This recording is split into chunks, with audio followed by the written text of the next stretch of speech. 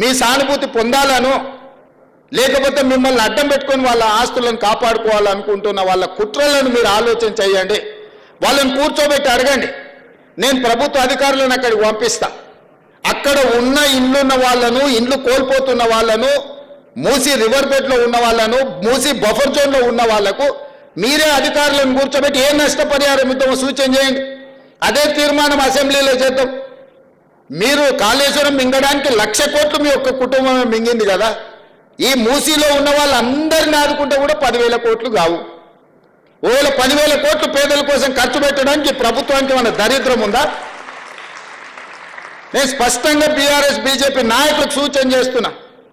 ముఖ్యంగా ఈటల రాజేందర్ గారికి, కేటీ రామారావు గారికి, హరీష్ రావు గారికి నేను సూచన చేస్తున్నా. మీరు ముగ్గురు రాండి సెక్రటేరియట్.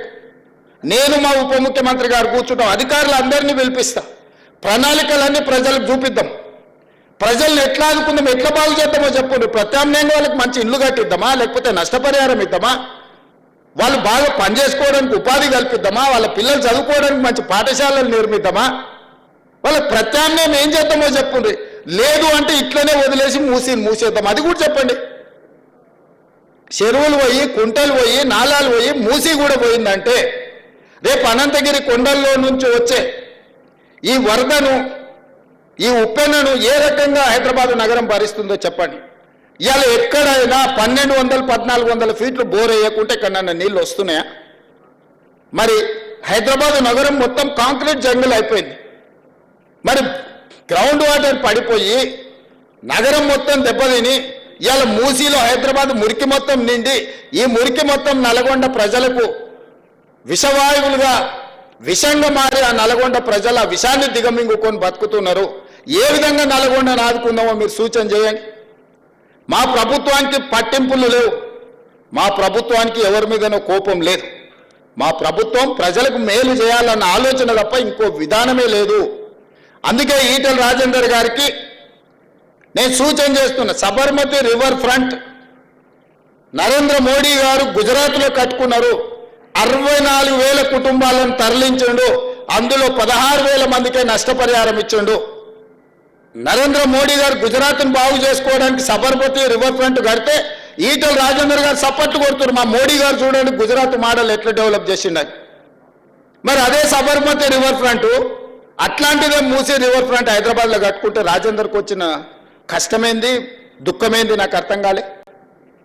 రండి రాజేందర్ గారు, గత ప్రభుత్వంలో జీవోలు ఇచ్చారు. 2019లో మూసీలో ఉన్న ఆక్రమణలు తొలగించాలని జీవో ఇచ్చారు. మీరు అప్పుడు మంత్రే కదా, మీరు ఆ ప్రభుత్వంలో మంత్రే కదా.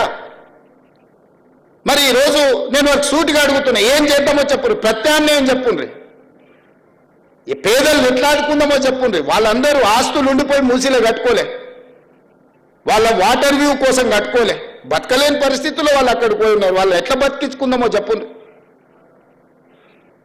అందుకే ఈరోజు మా బట్టి విక్రమార్క గారికి నా విజ్ఞప్తి, పొన్నం ప్రభాకర్ గారు ఎనివే హైదరాబాద్ ఇన్ఛార్జ్ మినిస్టర్, ముఖ్యమైన వాళ్ళందరినీ పిలిచి మీరు చర్చలు ప్రారంభించండి. అయినా వాళ్ళ సూచనలు తప్పకుండా స్వీకరిద్దాం. ఈ పేదోళ్ళని ఎట్లా ఆదుకుందామో చెప్తాము. కాక వెంకటస్వామి గారినే స్ఫూర్తిగా తీసుకుందాము. హైదరాబాద్ నగరానికి వలస వచ్చి ఉద్యోగ ఉపాధి దొరక్క మూసీలో కలుషితమైన వాతావరణంలో బ్రతుకుతున్న వాళ్లకు ఒక మంచి జీవితానికి, వాళ్ళకు ఒక మంచి వసతులు కల్పించడానికి అవసరమైన ప్రణాళికలు మీరు సిద్ధం చేయండి. ఈ ప్రభుత్వం అది అమలు చేస్తుంది. వాళ్ళు దోపిడీ చేసిన దాంట్లో ఒక 10% పెడితే వీళ్ళ జీవితాలు బాగుపడతాయి. 1,500 కోట్లు ఇవాళ వాళ్ళ బ్యాంకులు ఉన్నాయి, టీఆర్ఎస్ పార్టీ బ్యాంకులు. ఒక 500 కోట్లు ఇయ్యరే, అందరికీ ఇంత తలాయిని వంచి పెడదాము. 1000 ఎకరాలు గజ్వేల్లో ఫామ్ హౌస్ ఉంది. 1000 ఎకరాలలో ఒక 500 ఎకరాలు అందరికీ ఇందిరమ్మ ఇల్లు కట్టిస్తా. అందులో నేను ఇల్లు కట్టించే బాధ్యత నాది. భూదానం నువ్వు చేయి చంద్రశేఖరరావు. పోనీ కేటీఆర్ నీకు 50 ఎకరాలు ఉంది జన్వాడల, ఓ 25 ఎకరాలు ఒక పక్కకి మంచిగా 10 అంతస్తులలో అందరికీ ఇందిరమ్మ ఇల్లు కట్టిస్తే ప్రభుత్వం నుంచి సొమ్ము పెట్టి.